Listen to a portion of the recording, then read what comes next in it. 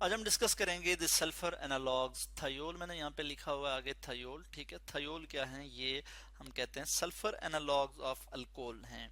Alcohol हमने इससे पहले पढ़ा हुआ है कि अल्कोहल का जनरल फार्मूला है ROH।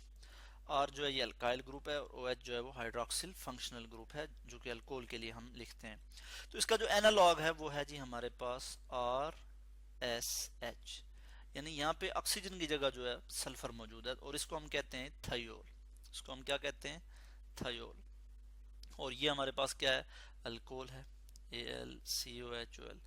और हमें पता है कि जो ऑक्सीजन है और फिर सल्फर जो है ये एक ही ग्रुप में, पीरियोडिक टेबल में एक ही ग्रुप में जो है मौजूद होते हैं, यानी ग्रुप 6 में जो है वो मौजूद होते हैं, ठीक है। तो इसके अलावा सल्फर एनालॉग जो हैं वो कौन से हैं? ईथर जैसे हमारे पास है ROR, इसको हम क्या कहते हैं जी? ईथर, ठीक है। और इसका जो सल्फर एनालॉग है वो है जी हमारे पास थायो ईथर। उसमें क्या हो जाएगा? थायो ईथर में हम देखते हैं कि आर यहाँ पे होगा और ऑक्सीजन की जगह हम यहाँ पे S लिख लेंगे और फिर हम लिख लेंगे यहाँ पे R। तो इसको हम कहते हैं थायो ईथर, THIO, थायो, और फिर यहाँ लिख लेंगे ETHER, ईथर। तो पहले हम बात करेंगे सल्फर एनालॉग ऑफ अल्कोहल के। जो अल्कोहल के जो एनालॉग हैं, एनालॉग का मतलब क्या है? इस केस में हम देखते हैं कि ऐसे कंपाउंड कि जिसका मॉलिक्यूलर स्ट्रक्चर जो है वो क्या हो जी? क्लोजली मतलब क्लोजली रिजेंबल कर रहा हो या सिमिलर हो to that of the other, ठीक है। यानी इस केस में इसका स्ट्रक्चर अल्कोहल से जो है वो रिजेंबल कर रहा है या फिर हम कहते हैं क्लोजली सिमिलर है, ठीक है। फर्क सिर्फ इसमें क्या है? इसमें सल्फर है और इसमें ऑक्सीजन है। तो इस तरह से सल्फर जो है, पहले हम बात करते हैं जी सल्फर एनालॉग ऑफ अल्कोहल की यानी थायोल की। इसमें क्या होता है? आर जो है ये अल्काइल ग्रुप को रिप्रेजेंट करता है और SH जो है ये हम कहते हैं थायोल, ठीक हो गया। और इसको हम इस तरह से भी लिख सकते हैं, यानी अल्काइल, यहाँ पे मैं लिख लेता हूँ अल्काइल और फिर हाइड्रोजन सल्फाइड, अल्काइल हाइड्रोजन और फिर यहाँ मैं लिख लूंगा सल्फाइड, SULPHIDE, हाइड्रोजन सल्फाइड। और ये हमने लिख लिया अल्काइल हाइड्रोजन सल्फाइड। और इसमें अगर हम फंक्शनल ग्रुप की बात करें तो ये जो फंक्शनल ग्रुप है SH, इसको हम कहते हैं कि ये क्या है? ये थायोल है। इसका जो नाम है वो क्या है? थायोल। और अगर हम पहले हम यहाँ पे थायोल की नेमिंग देख लेते हैं और कुछ एग्जांपल देख लेते हैं। मैं यहाँ स्क्रॉल कर लेता हूँ और यहाँ पे मैं कुछ एग्जांपल देखता हूँ, जैसे CH3, CH2, CH2 और फिर मैं यहाँ पे लिख लेता हूँ SH। तो इसकी अगर हम नेमिंग करें तो इसमें हम क्या करते हैं कि ये हमारे पास जो पार्ट है ये अल्काइल ग्रुप है। ये कौन सा ग्रुप है? अल्काइल ग्रुप है, यानी इसको हम कह सकते हैं ये अल्काइल है तो इसको हम क्या कह सकते हैं? यानी 3 कार्बन है तो हम इसको लिख सकते हैं इथाइल, प्रोपाइल। इसको हम क्या कह सकते हैं जी? प्रोपाइल। जो कि 3 कार्बन है तो हम कहेंगे propyl hydrogen sulphide, propyl hydrogen sulphide. ये मैंने इसका नाम जो है वो लिख लिया। तो अगर हम इसका नाम लिखें, आयुपैक नेम लिखें इसका, ये हम कॉमनली इसको इस तरह से कह सकते हैं। आयुपैक नेम अगर हम इसका लिखें तो आयुपैक नेम हम इसका लिख सकते हैं। इसको मैं मिटा देता हूँ, ठीक है। और मैं इसका आयुपैक नेम जो है वो लिख लेता हूँ। तो आयुपैक नेम हमें पता है कि ये टोटल कितने कार्बन है? 3 हैं। तो हम यहाँ पे लिखेंगे प्रोपेन, और इस केस में हम ई जो है वो रिमूव नहीं करेंगे। अल्कोहल के केस में यहाँ पे से हम ई रिमूव कर देते थे और यहाँ पे हम क्या करेंगे? ई उसी तरह रखेंगे, प्रोपेन, और फिर साथ लिख लेंगे थायोल, THIOL, प्रोपेन थायोल। तो ये इसका जो है वो आयुपैक नेम आ जाता है। और अगर यहाँ पे हम देखें कि हमारे पास एक और एग्जांपल है, जैसे हम यहाँ पे एग्जांपल लिख लेते हैं, जैसे मैं इसको लिख लेता हूँ SH, CH2, CH2 और फिर OH। तो इसमें अगर आप देखें तो यहाँ पे अल्कोहलिक फंक्शनल ग्रुप भी अटैच है और जो है वो थायोल भी अटैच है। तो प्रेफरेंस में हम जो है वो अल्कोहल को जो है वो प्रेफरेंस देते हैं, यानी जो लंगेस्ट चेन है, लंगेस्ट कार्बन चेन, उसमें हाइड्रोकार्बन चेन जो है उसमें हम उसमें हम हाइड्रोक्सिल ग्रुप को हम एज अ पेरेंट चेन के तौर पे इसमें ले रहे होते हैं कि जिसके साथ हाइड्रोक्सिल ग्रुप अटैच है।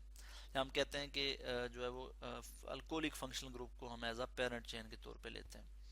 तो इसमें हम क्या करेंगे कि नेमिंग करेंगे यहाँ से जहाँ से हाइड्रोक्सिल ग्रुप को कम से कम नंबर मिले, यानी 1 और उसके बाद 2। पोजीशन 2 पे जो है वो थायोल है, ठीक है, ये मतलब SH मौजूद है।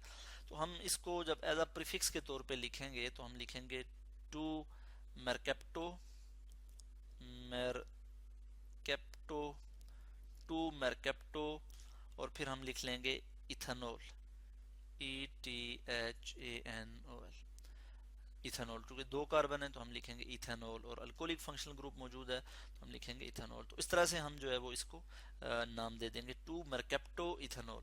यानी यहाँ पे जो हमारे पास प्रीफिक्स आई है, ठीक है, इस SH के लिए यानी थायोल के लिए, वो है जी मेरकेप्टो। बल्कि इसको मैं इस तरह से शो कर लूँ कि मेरकेप्टो जो है ये प्रीफिक्स आई है।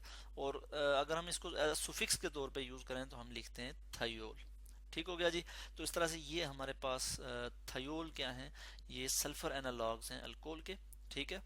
और ये बड़े इम्पॉर्टेंट कंपाउंड हैं, जैसे मिथेन थायोल है हमारे पास, मैं यहाँ लिख लेता हूँ मिथेन थायोल की, मैं यहाँ पे इसका स्ट्रक्चर लिख लेता हूँ CH3SH। इसी तरह से इथेन थायोल है हमारे पास CH3CH2SH।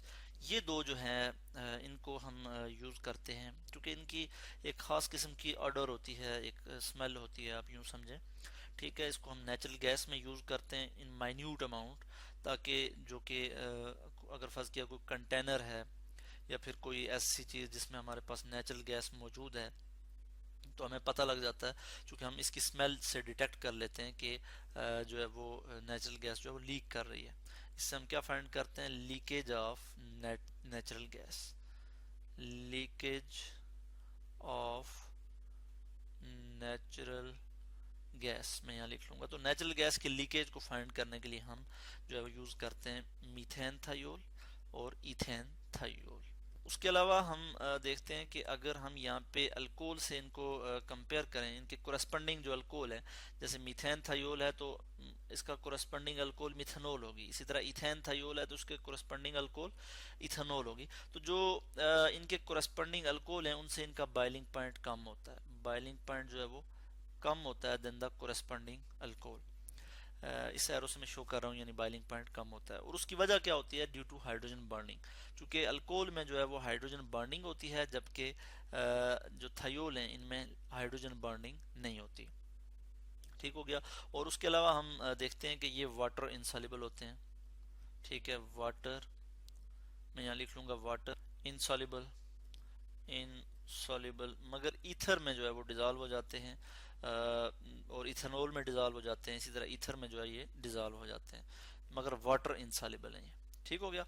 तो इस तरह से आज हमने डिस्कस किया सल्फर एनालॉग्स, ठीक है, यानी अल्कोहल के जो हम कहते हैं कि सल्फर एनालॉग ऑफ अल्कोहल जो है, यानी अल्कोहल से मिलते जुलते ही हैं, एनालॉग हम कहते हैं उससे मुशाबत रखना, मिलना मिलता जुलता कोई कंपाउंड हो तो वो एनालॉग होता है, ठीक है। जैसे सल्फर एनालॉग जो है अल्कोहल का वो क्या है, थायोल है, बिल्कुल इससे इसका स्ट्रक्चर जो है मिलता जुलता है, मगर इसमें फ़र्क ये है कि यहाँ पे ऑक्सीजन है और यहाँ पे जो है वो सल्फर मौजूद है। तो आज हमने डिस्कस किया सल्फर एनालॉग्स,